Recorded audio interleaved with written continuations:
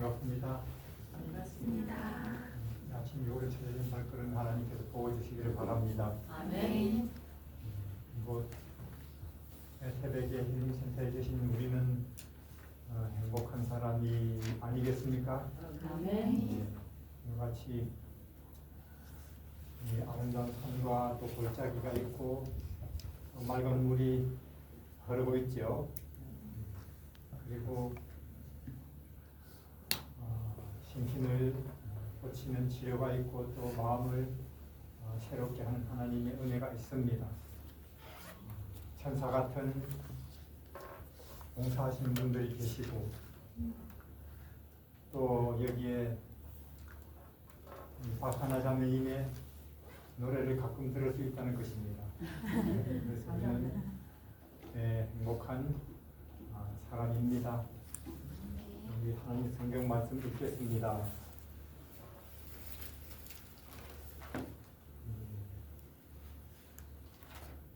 우리가 시편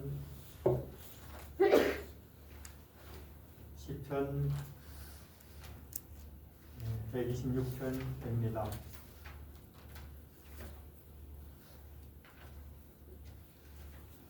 여호와께서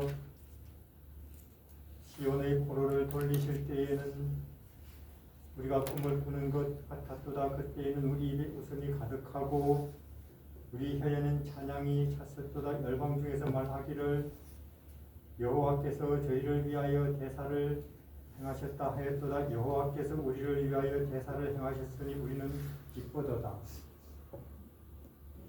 우리가 사람이 떡으로 사는 게 아니라고 말씀을 계속 듣고 있는 거죠. 저는 어릴 때 우리 동네 깡촌이에요. 85 사는데 1년 내내 쌀밥 안 떨어지고 먹는 집 한 3집 있었습니다. 나머지 우리는 봄쯤 되면 주로 고구마죠.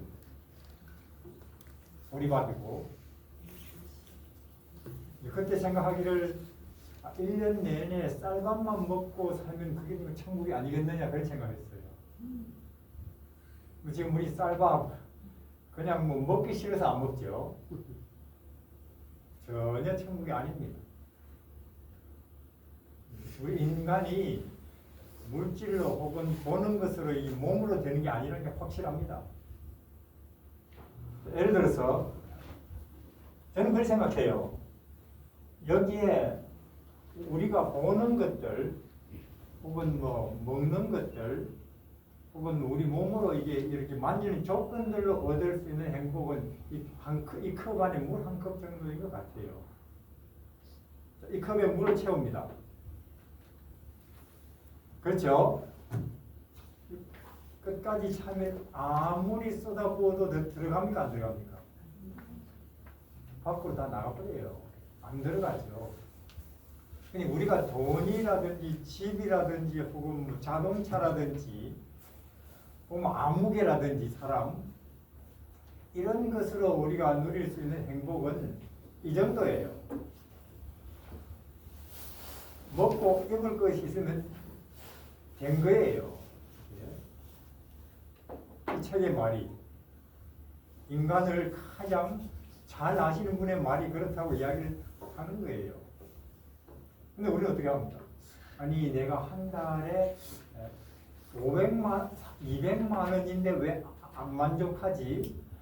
300만 원으로 늘어났는데 왜 내 기쁨이 더 안 커지지? 500만 원인데도 왜 내 마음이 더 만족이 안 커지지? 1000만 원? 미국도 그러고 삼성도 그러고 한국도 그러고 민주당도 지금 다 그래요. 다 그쪽으로 만족을 구하려고 헤매고 있죠.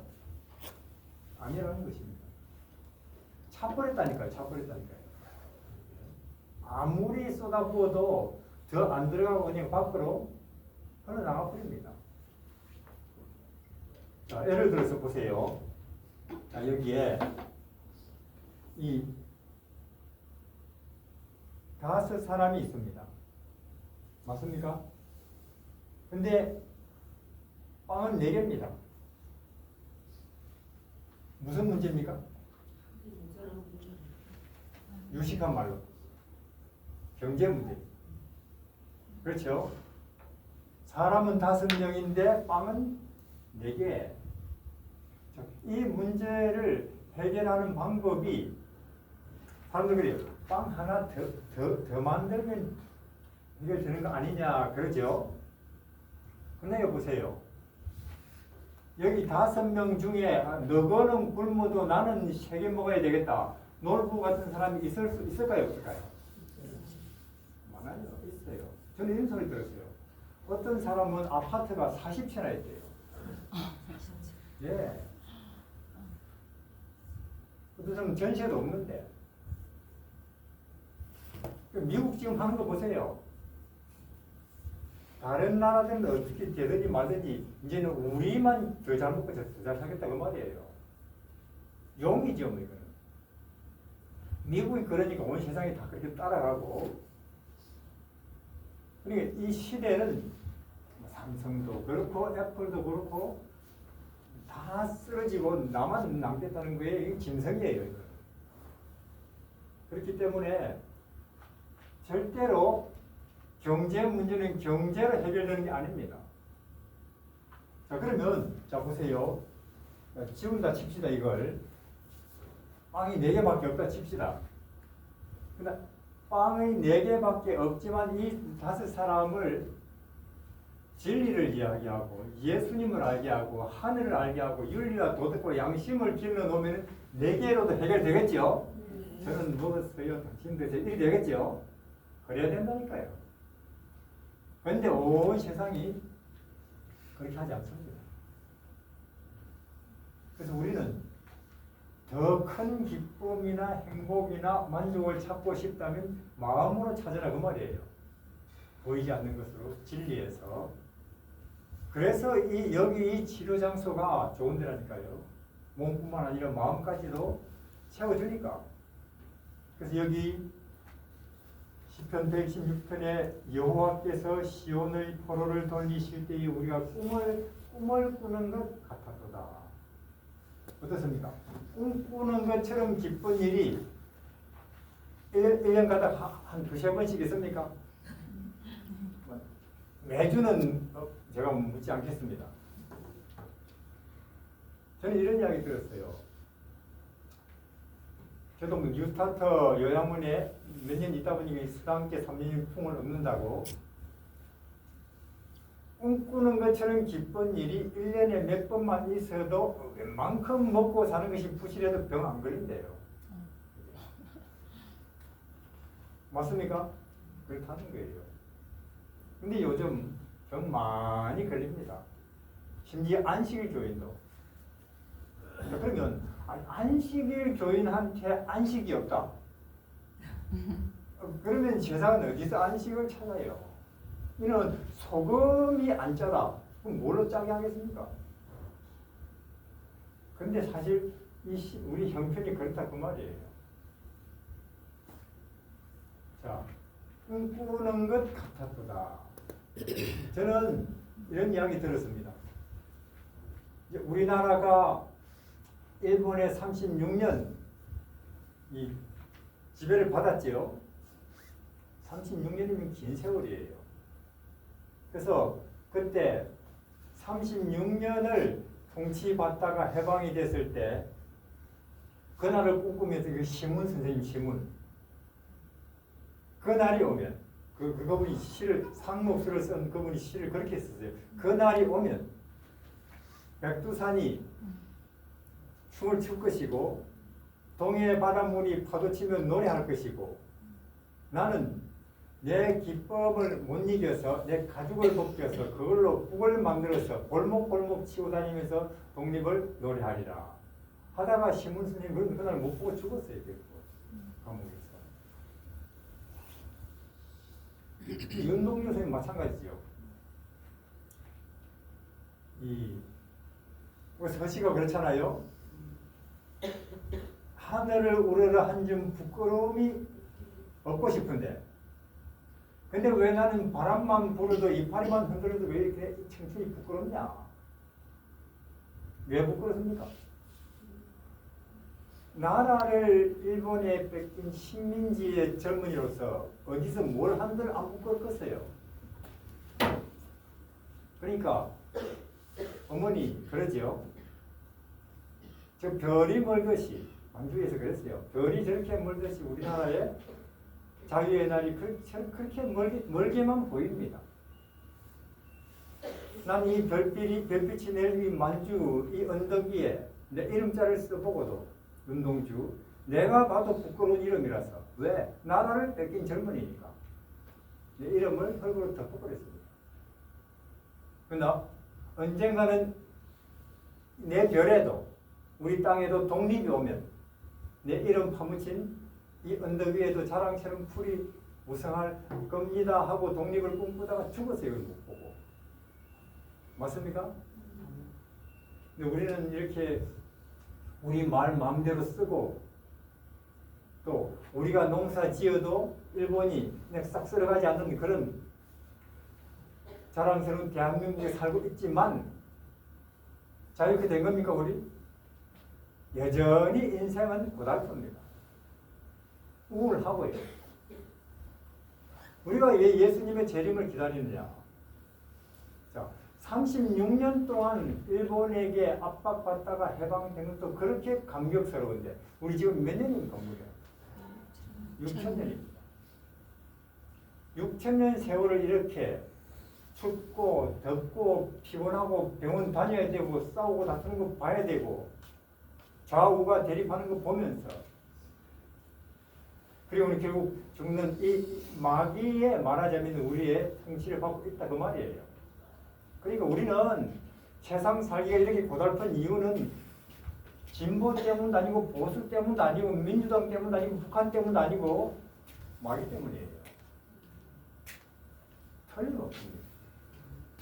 마귀가 어디 있는데? 내 마음속에 있죠. 우리 각 사람의 마음속에 뭐 돌아가는 이 생각이 욕심이 이기심이 자존심이 뭐라고요?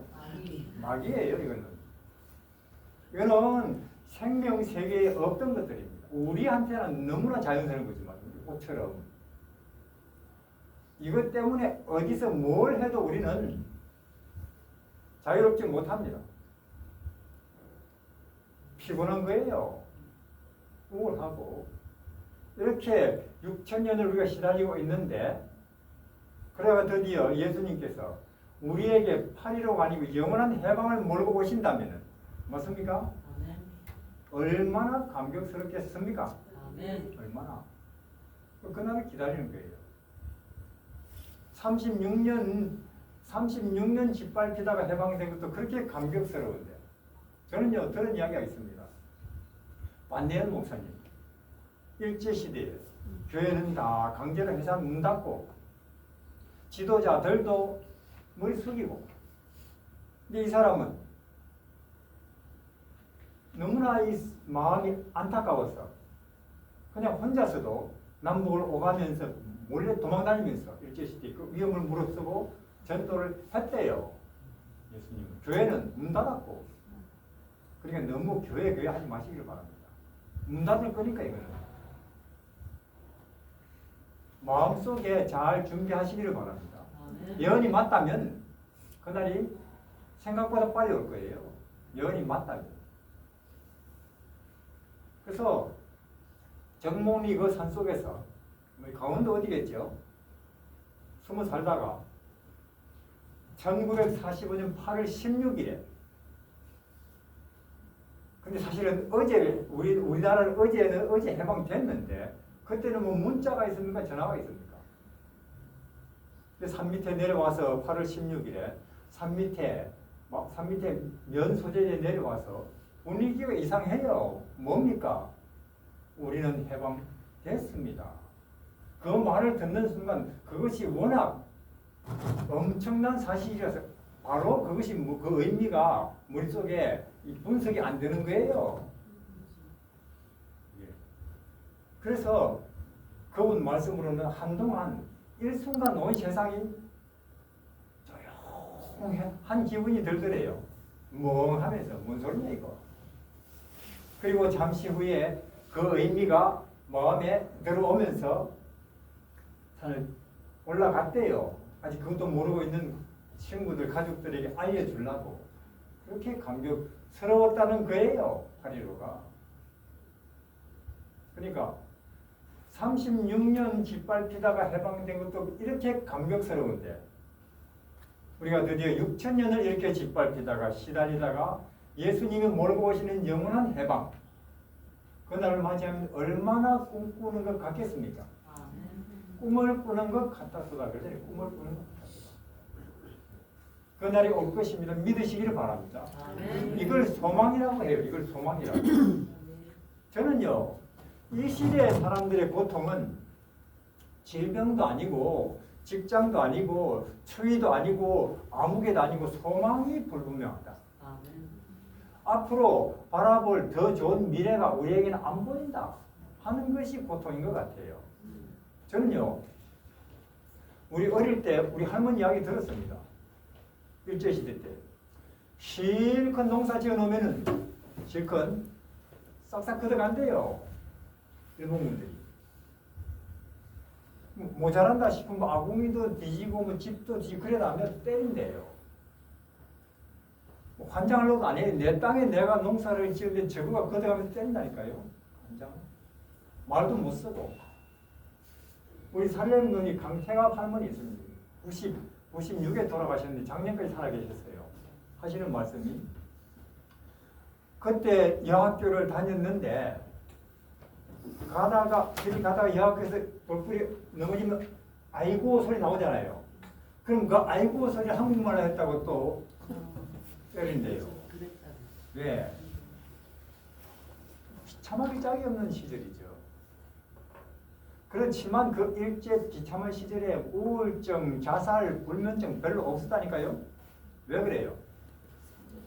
목표가 분명해요. 우리는 반드시 독립을 한다. 독립을 한다. 저는요, 중국에서 한 20년 살면서 저도 만주골판 수없이 다녔습니다. 해란강이니 일송정 다 가봤어요. 그게 뭐냐? 우리가 일본에게 나라를 뺏기고 있을 때 독립의 거친 꿈을 안고 우리 선구자들이 말을 달린 벌판이 거기에요. 물론 그 당시 대부분의 사람들은 체념하고 있었습니다. 왜? 36년은 긴 세월이니까. 일본이 이렇게 센데 우리가 어떻게 벗어나겠나? 체념이라니까요. 심지어 어떤 사람은 오히려 일본에게 붙어 먹었어요. 우리 소위 말해서 친일이라 그래요. 그러나 우리 선구자는 아니다. 우리 조상들이 당파 싸움하느라고 잠시 나라를 소홀히 하다가 이렇게 뺏겼지만은 우리는 반드시 나라를 되찾는다. 그 사람들이 옳았어요. 우리 지금 찾았지 않습니까? 근데 저는 아니 일본에서 우리는 독립했는데 왜 나는 이 만주불판을 또 돌아다니고 있지? 아, 나는 하나님의 나라를 확장시키기 위해서지 별로 하는 일도 없으면서. 물론 이 시대 사람들이나 이 온 세상 사람들이 언제나 그렇지 뭐 세상 언제나 이렇지 뭐 고생하고 혹은 또 피곤하고 뭐 돈 좀 벌고 혹은 좀 뭐 기쁘기도 하다가 우울하기도 하다가 실망도 하다가 그렇게 늙어 죽는 게 그런 세상이지 뭐 딴 세상이 있었나? 우리는 원래 세상이 이렇지 않았다는 걸 잘 알죠. 우리는 원래 영원이었고 행복이었습니다. 우리 조상 아담과 하와가 잠시 방심하는 사이에 마귀에게 우리가 당했지만 우리는 다시 반드시 새하늘 새 땅으로 회복된다고 우리는 믿습니다. 세상 사람들이 우리가 옳았다는 사실을 알 날이 올 거예요. 세상에 붙어먹지 마시기를 바랍니다. 저항을 해야 돼요. 우리는 프로테스탄트. 우리는 프로테스탄트. 다시 말해서 저항하는 사람들의 후손이에요. 맞습니까? 프로테스트 무슨 뜻입니까? 저항한다. 근데 제가 가만 보니까 이름을 붙여놨는데도 제치를 안시기 위해서 되는 게 저항을 안 하는 것 같아요. 이 시대의 흐름에. 오히려 시대의 흐름에 못 쫓아가서 난리인 것 같아요. 우리는 저항을 해야 됩니다. 세상이 언젠가는 우리가 옳았다는 사실을 알 날이 올 겁니다. 그것도 우리 생각보다 빨리. 예수님을 예의주시하면서 그분에게 어떻게 죄와 어떻게 마귀와 어떻게 이 시대와 싸우는가 하는 걸 배우시기를 바랍니다. 인생이 가치 있다면 그럴 때지 뭐 돈이니 권력이니 명예니 아니라 그 말이에요. 심지어 건강도 아니에요. 건강 해봤자 뭐예요? 그럼 죽을 건데. 그 건강으로 뭐 할 건데요? 그럼요. 그 참혹한 일제시대에 자살, 우울증, 공황증, 불면증 별로 없었다니까요. 왜 그래요? 인생의 목표가 분명합니다.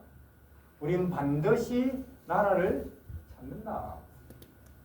6.25 때, 전 들었어요. 6.25 때. 부모가 보는 데서 자식들이 총 맞아 죽는 거예요. 자식이 보는 데서 부모들이 폭탄 맞아 죽는 것입니다. 그렇게 비참한 세월 6.25 때에도 자살, 우울증, 불면증 별로 없었다니까요. 왜 그래요? 인생의 목표가 분명합니다. 이 난리통에 살아남자. 살아남아야 된다. 저는 어릴 때 지리산 깡촌이에요. 정말로 가난합니다. 저희 누님들은요, 동네 우물에 가서 물을 양철통에 길어왔어요. 그리고는 그 물로 빨래하고 밥하고 설거지 한다니까요.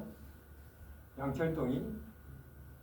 저는 양철동이는 한결같이 보면 물 세대요. 그럼 입으면 이렇게 하면서 입어와요. 그렇게 아침부터 밥을 하고 설거지를 하고 빨래를 하고 논밭에 가서 일을 하고 나무를 하고 빨래를 하고 이런 겨울에 저기 겨울에 얼었던 겨울에 가가지고 방망이 얼음을 깨고 그 방망이로 빨래를 두들겨서 하는 거예요. 그래야 빨래가 되니까. 그리고는 저녁이 되면 소롱불 밑에서 안 잘라고 애를 써요. 양말을 끼매놓고 자야 되니까. 그러다가 비스듬히 몸이 넘어졌다 아침이에요. 불면증이 어디 있어요. 너무 편해서 그래요. 너무 편해서. 이거는 앞으로 문제 더 많아질 것입니다. AI까지 나와보세요. 인간은 미치는 거예요. 짐승이 되거나. 그래서 이 시대를 말세라고 성경이 이야기한 것입니다. 인간이 짐승화되는 물질이 되고 감각이 되고 짐승이 되고 우린 여기에 저항을 하기 위해서 이런 장소를 만든 것입니다.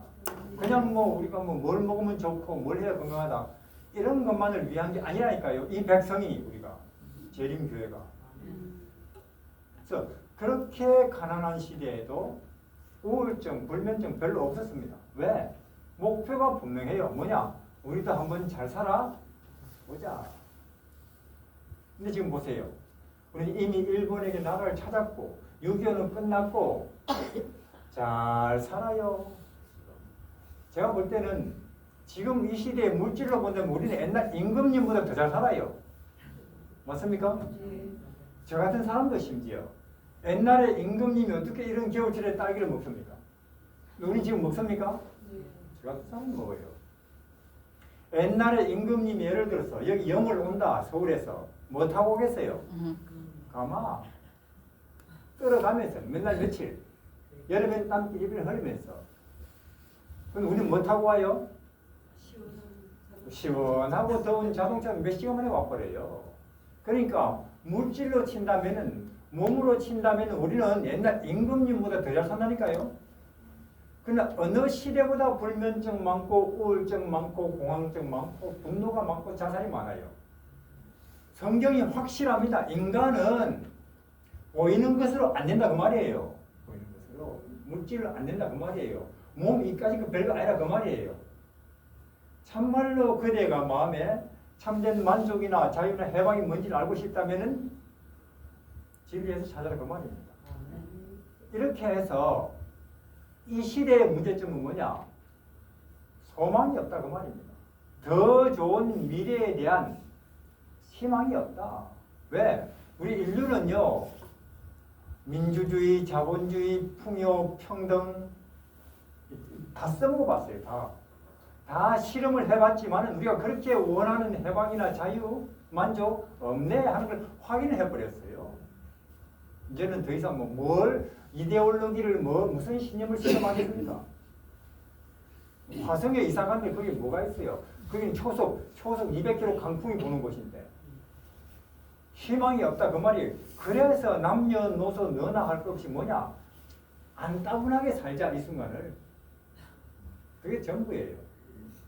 이렇게 소망이 없어서 고통하는 이 시대 앞에 예수님과 재림이라고 하는 가장 빛나고 위대한 소망을 이야기하면서 이 시대를 초청해야 될 사람이 우리가 아닙니까? 아멘. 근데 못하고 있어 지금 재림교회가. 우리는 소망을 이야기해야 되는 것입니다. 왜냐? 꿈을 꾸는 우리 여기 보면은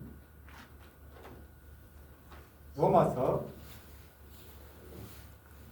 8장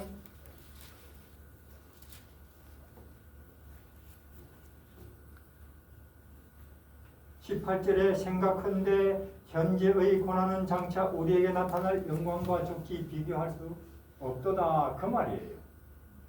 그러니까 우리에게 장차 나타날 더 좋은 미래에 대한 소망이 오늘의 현실의 슬픔이나 고난이 어떻든지 그걸 넉넉히 이긴다 그 말이죠.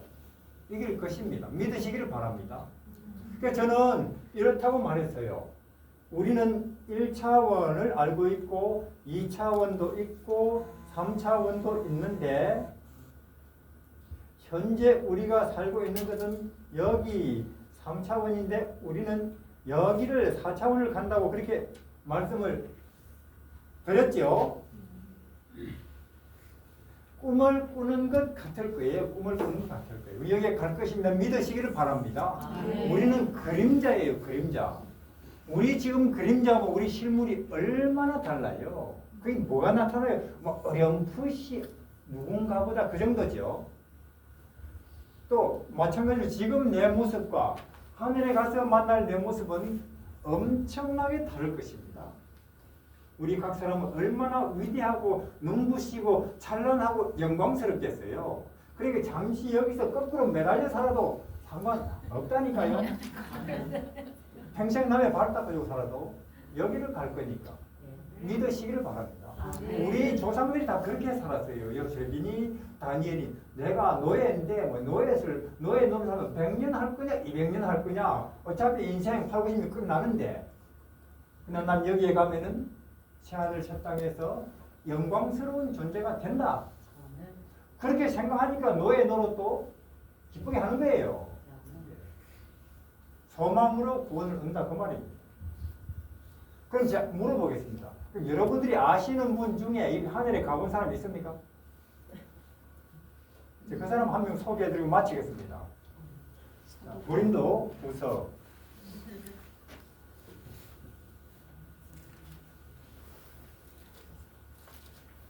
고린도후서 11장 24절에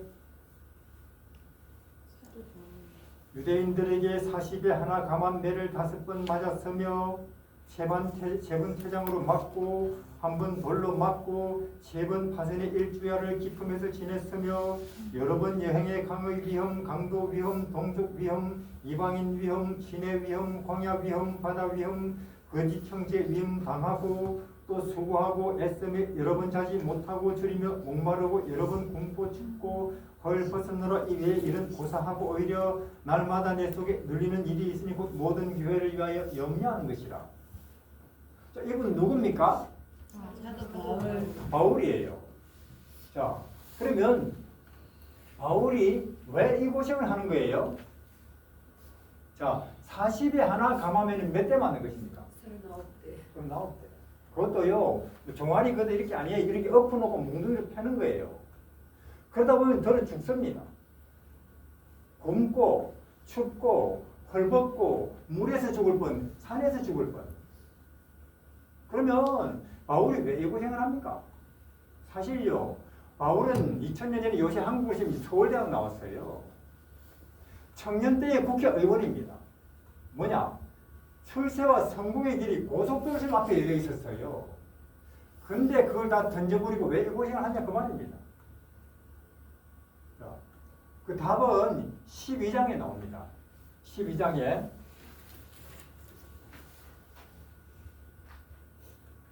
무익하나마 내가 부득불 자랑하노니 주의 환상과 계시를 말하리라. 내가 그리스도 안에 있는 한 사람을 아노니 14년 전에 그가 셋째 하늘에 이끌려간 자라. 맞습니까? 이 고생을 하면서도 이렇게 고생을 하면서 속된 말로 뭐냐면 이 대고생이에요. 이런 어마어마한 고생을 하면서도 저도 물론 중국에서 수없이 도망 다녔습니다. 이제는 끝났나? 그런 순간이 몇 번 있었어요. 터키에 있을 때는 거기는 이제 폭탄을 택배로 보낼 수도 있는 곳입니다. 처음 우리가 갔을 때는 안식일에 예배를 드릴 때마다 지금 이 자리에 폭탄이 되면 나는 어디로 몸을 날려야 되나? 그런 생각을 하면서 늘 예배를 드린 적이 몇 번 있어요. 근데 누가 저보고 아이고 고생 많네요. 도망가고 싶어요. 이 정도는 돼야지, 이 정도는. 그러면 이렇게 신체적인 고생은 오히려 별가지고 그 당시 로마의 박해 가운데 여기저기 있는 교회가 걱정돼서 기도하고 잠못 이루고. 그러면 바울이 왜 이 고생을 하냐 그 말이에요. 그림을 보여주시면 그 몇째 하늘을 봤다고요? 셋째 하늘. 그러면 하늘도 첫째, 둘째, 셋째 그런가 봐요. 그럼 첫째 하늘은 뭡니까?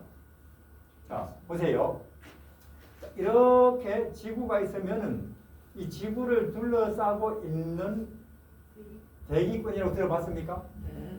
이게 한 1000km. 여러 기상현상들이 여기서 일어나요. 이것이 첫째 하늘이라면 둘째 하늘은 끝없이 별들과 은하수가 흩어져 있는 우주하늘. 200억 광년 된대요. 적게 잡아도 광속으로 200억 년. 그리고 우리가 말이 쉬워서 예수님이 이렇게 어마어마하신 분이에요. 이렇게 끝없는 우주 둘째 하늘도 지나고 나면은 드디어 하나님의 보좌가 있고 생명강이 흐르는 몇째 하늘이 나타난다고요? 셋째 하늘. 여기가 나타나는데 여기를 누가 봤다고요? 바울이 말을 그렇게 안 해요. 네, 그런 사람 알아요. 그러죠? 사실은 자기인데. 왜 그럴까요? 이 바울이라는 사람은 정말로 자기 자랑하기 싫은 사람입니다. 한 번은 바울이 배를 타고 로마로 가다가 그 배가 박살났죠. 겨우 섬에 올라갔어요. 사도행전에. 거기서도 무서운 배명에 물렸습니다. 물리면 죽는 거예요. 아무 일이 없습니다. 저 같으면 이런 일이 있으면 교회마다 다니면서 간증합니다. 저는 바울, 고린도, 전서, 후서, 빌립보 입도 뻥끗 안 해요. 이걸 열면은 존귀와 영광과 찬송이 영원히 예수님에게 있어야 됩니다. 나같이 나쁜 놈, 맨날 교인들 잡아 죽이고 교회 불 지르는 놈인데 그런 나를 그분이 대신 피를 흘려서 여전히 여기 갈 수 있는 기회를 주시고 이렇게 사도로 일하게 해주신 그분에게 영원히 존귀와 찬송 있어야 됩니다. 이렇게 이렇게 진행, 이렇게 끝나요. 우리하고 완전히 다르죠? 왜 다를까요? 종자가 다릅니까? 바울은 예수를 알아요. 우리는 모른다고는 할 수 없는 만큼 알고 그러니까 세상이 대단하고 나도 상당하고 이 바울이 그래요. 내가 여기를 봤어요. 이렇게 말하면 사람들이 나를 특별하게 볼 거 아니냐. 특별한 분은 예수님 한 분밖에 없어야지. 인간이 특별하면 안 되지. 모세도. 그래서 말투가 그래요. 여기 간 사람을 내 알아요. 그래요. 거기서 뭘 봤느냐. 여기 4절에 그가 낙원으로 이끌려가서 말할 수 없는 말을 들었으니 사람이 가히 이르지 못하는 말이로다. 인간의 언어로서는 도무지 설명이 불가능한 걸 듣고 봤다고 말입니다. 뭘 봤길래? 자, 저는요 중국에서 18년 살면서 듣고 본 거 한국에 와가지고 얼마든지 이야기합니다. 기차를 타고 5시간을 가도 옥수수 밭이더라. 동부에 가면 그래요. 또 미국 가면은 미국 갔다고 이야기 부지런히 해요. 미국 이상합니다. 왜 이상합니까? 거기는 거지들도 영어를 잘해요. 그래요. 우리는 그거 잘해보려고 난리인데. 아까 그 그림 보면은 바울이 하늘에 가서 여기 가서 듣고 본 것을 내려와서 이야기는 하고 싶은데, 하여간 보여준 것을 이야기는 하고 싶은데 말할 수가 없는 거예요. 예를 들어서 그림자 세계에 2차원에 살던 존재가 우리 동네 여기 와가지고 민들레니 장미꽃 보고 내려왔다 칩시다. 노란 거 빨간 거 예쁘더라 말할 수 있습니까? 노랑 빨간 단어도 없고 개념도 없다니까요. 그러니까 바울이 듣고 본 것을 참말로 우리에게 이야기는 하고 싶은데 언어가 없다니까요. 영어도 안 되고 한국어도 안 되고 중국어도 안 된다니까. 개념도 없고. 자, 지금 우리는 가끔 기독교 보면 유튜브에 내가 잠시 까무러쳤다가 제정신이 돌아왔는데 천국을 봤어요, 지옥을 봤어요, 뭐 간증하고 날리고 그런 거 있습니까? 없습니까? 많아요. 근데 그렇게 막 이랬더라 저랬더라 말하는 자체가 다른 걸 봤다 그 말이에요. 근데 사람들도 그런 사람 불러놓고 뭐 수백 명이 간증 들으면서 아멘 한다는 게 박수 치고 이 시대의 기독교는 큰일 났습니다. 뭐냐? 성경을 안 봐요. 데모나 하고. 바울이 여기를 한번 딱 보고 나니까 밑에 일이 아무 재미가 없어져 버렸어요. 바울 자신의 표현을 빌리자면 빌립보서에 대성국이겠습니다. 그러니까 바울이 내가 여기를 간다면 이 땅에 잠시 사는 동안 그 고생이 뭐 어떤 건 상관한 게 없다 그 말입니다. 아무리 매를 맞고 아무리 짓밟히고 아무리 다른 사람에게 조롱을 당해도 여기를 간다면은 별거 아니지 그 말이에요. 그래서 이 고생을 하는 것입니다. 저는요 요새 바울 선생님이 당한 것에 100분지 1도 안 되는 일 가지고 자살해볼까 그런 생각 많이 봐요. 우울증 걸려버리고 여기를 모른다 그 말입니다. 우리는 여기를 갈 것입니다. 그러니까 바울이 심지어 재림교인 청년들도 이렇게 말해요. 저는 이런 소리 듣습니다. 괜히 안식일 교인 돼가지고 손해 많이 본다. 왜냐? 그냥 뭐 천주교회 다니고 일요일교회 다니면 돼지고기도 먹고 맥주도 한잔 해도 되고 직장 잠재도 지장이 없고 근데 괜히 안식일 교인 돼가지고 손해 많다 그래요. 왜 그런 소리 하느냐? 여기를 못 봐서 그래요. 여기를 약간이라도 보면 절대 그런 소리 안 할 거예요. 저도요. 지금 말씀드렸잖아요. 30년 전에 산에서 38년 전에. 여기를 약간 봤기 때문에 저 같은 사람은 자칭 선교사입니다. 지혜나 연합해서 우리 보장이 없어요. 연금이 뭐니. 그래서 그럼 왜 이렇게 우리는 아무 보장도 없는데 돌아다니느냐. 제대로 대우도 못 받으면서. 약간 여기를 봤어요. 그러니까 자꾸 이 땅에 낮은 이 동네 일이 자꾸 내 아들, 딸 혹은 나를 흔들고 기도하시기를 바랍니다. 하나님, 바울 선생님이 보여주신 여기를 내 아들에게도 딸에도 나한테도 보여주셔서 이 땅의 일들이 저 아래의 일들로 하찮게 보이게 해주십시오. 그럼 보여주신다니까요. 이 바울이 생각합니다. 그러면 난 여기를 봤는데 그리고 하늘 가는 길이신 이분도 내가 아는데 그러면 나는 앞으로 내 인생을 어떻게 살아야 되냐? 하늘나라를 알리고 하늘 가는 길이신 예수님을 선전하는데 인생을 바쳐야지 하고 이 고생을 하는 것입니다. 사실요, 바울 당시에는 예수 믿으라고 전하고 다니는 그 죽음을 의미해요. 죽이니까. 우리는 중국에서 중동에서 많이 도망다니지만 이 정도는 아니에요. 그럼 만약에 바울이 지금은 시절이 위험하니까 나 혼자 마음속으로 믿다가 예수님 모시면 하늘에 가자. 그렇게 살았다면 우리 같은 인생들에게 천국 복음이 올까요? 안 오지요. 그러니까 우리가 만약에 하늘에 가면 먼저 예수님 인사드리고 그 다음에 바울 선생님 찾아가서 인사해야 됩니다. 당신이 생명을 던져서 이런 소식을 전해서 저도 왔습니다. 인사해야 된다니까요. 아멘. 그리고 우리 이렇게 빚을 졌는데 우리는 앞으로 남은 인생에는 지난 날은 그렇다 치고 지난 날은 실수했다 치고 남은 인생에는 어떻게 살아야 될까요? 갚아야 되죠.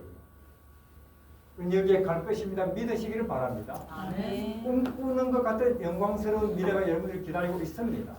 끝으로 여기 가서 뭐 할 거냐? 그거만 보고 마치겠습니다. 베드로 전서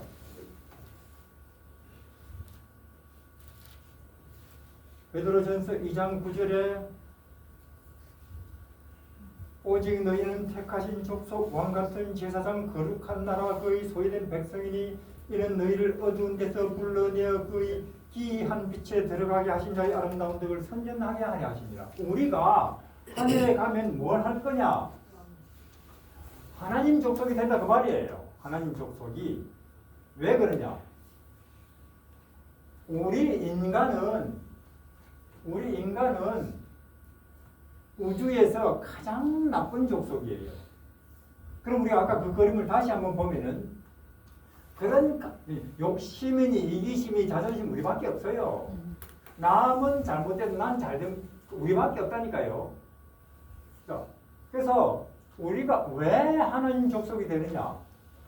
삼위 하나님 중에 말씀이신 이분이 영원히 우리 족속이 되어버렸다니까요. 예수님이 요한계시록에 보면 하늘에 가셨어도 예수님이 인자 우리 족속. 그래서 졸지에 우리가 하나님 족속이 되는 거죠. 예를 들어서 중국에는 56개 민족이 있습니다. 그 중에 하나가 조선족이에요. 그렇죠? 한 16번째로. 자, 그러면 어느 날 중국 텔레비전 9시 뉴스에 우리가 면밀하게 유전자를 가지고 조사해보니까 공자, 명자가 조선족입니다. 그렇게 나와요. 또 그 다음날 9시 뉴스에 연속으로 모택동, 등소평, 후진타오도 조선족입니다. 그렇게 나와요. 또 세 번째 날 연속으로 강택민, 시진핑도 조선족이네요. 나와요. 그럼 중국에서 조선족들이 대접을 받겠습니까? 받고 말고요.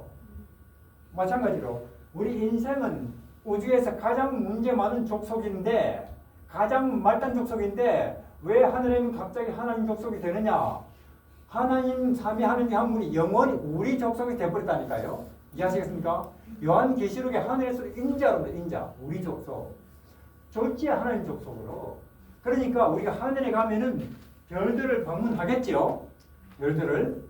그럼 그 별의 주민들이 하나님 족속이 우리 별을 방문해 주셔서 영광합니다. 그렇게 우리 보고 인사를 할 거예요. 아마 그리고 자기네 별을 좀 자랑할지도 몰라요. 우리 별은 특별해요. 왜 특별합니까? 우리 이 별에 이렇게 어마하신 예수님은 우리 별에 무려 3일이나 우리하고 머물다 갔습니다. 그걸 자랑할지도 몰라요. 우리 보고 묻겠죠. 어디서 왔습니까? 지구에서 왔습니다. 거기도 예수님 갔습니까? 예, 왔습니다. 얼마나 계셨습니까? 33년 반. 얼마나 놀라겠어요? 33년 반. 그러면 그래요. 33년 반 동안 그분을 어떻게 대접을 해드렸습니까? 우리는 할 말이 없어요. 우리는 온 줄도 몰랐고 33년 반 내내 무시하고 멸시하고 집었다가 나중에 무서워가 죽여버렸습니다. 이게 우리 이야기예요. 이렇게 무엇이 가치고 무엇이 의미고 무엇이 생명인지도 모르고 사는 캄캄한 인생 우리에게 하나님의 아들이 인간으로 와서 내 대신 멸시당하고 내 대신 짓밟히고 내 대신 죽어서 나 같은 인간이 여기 왔어요. 그런 이야기 하러 간다니까 하늘에. 그러니까 물론 우리가 오늘 이런 장소를 만들어 놓고 이렇게 하는 것도 그분을 선전하는 것이지만은 본격적으로는 하늘에 가서 할 것입니다. 그래서 우주의 모든 주민들은 우리 이야기를 들으면서 하나님이 어떤 분인가에 대한 새로운 개념을 얻는다니까요. 오늘 아침에 말씀드린 것은 우리는 이재명 씨도 우리의 희망이 될 수 없고 더 많은 소득도 우리의 희망이 될 수 없고 대한민국이 이 땅에서 미국보다 앞서는 나라가 되는 것도 희망이 될 수 없는 거예요. 그래도 죽으니까 그래도. 우리 인류에게서 유일한 힘은 마지막 남은 것 예수님과 그분의 재림입니다. 네. 이 재림의 소망이 없어서 지금 고통하는 이 시대 앞에 선포하면서 이 시대를 부르시고 재림의 길을 준비하시기를 바랍니다. 감사합니다. 네. 기도하겠습니다. 하나님, 이같이 우리에게 위대한 소망을 주셔서 감사합니다. 36년 짓밟히고 해방된 것도 그렇게 꿈 같은데 6천년 세월을 고통 사망에 살다가 주께서 오시는 그날에 영원히 해방되는 봄을 맞이한다면 우리는 얼마나 꿈을 꾸는 것 같겠습니까? 드디어 세월이 그날이 심히 가까운 이 시대에 우리가 살고 있습니다. 그러나 주에 보시다시피 기독교인들이 심지어 택함받은 주의 백성들도 왠지 나른하기만 합니다. 소망이 불봉해서 고통하는 이 시대 앞에 예수님과 예수님이 재림이라고 하는 위대한 소망을 선포하지 못하고 있습니다. 이런 우리를 불쌍히 여기시고 하나님의 영께서 우리 마음에 임하셔서 우리 주 예수님 안에 있는 하늘이 진리가 얼마나 아름답고 영광스러운지 알게 하여 주시고, 그리고 주께서 우리 안에 준비하고 계시는 하늘이 얼마나 영광스럽고 위대한지 알게 하여 주시며, 또 그 주의 재림이심이 가깝다는 걸 깨닫게 하셔서 우리로 이 시대를 소망으로 위로하는 우리 각자와 교회가 되게 하여 주십시오. 예수님 이름으로 기도드립니다. 아멘.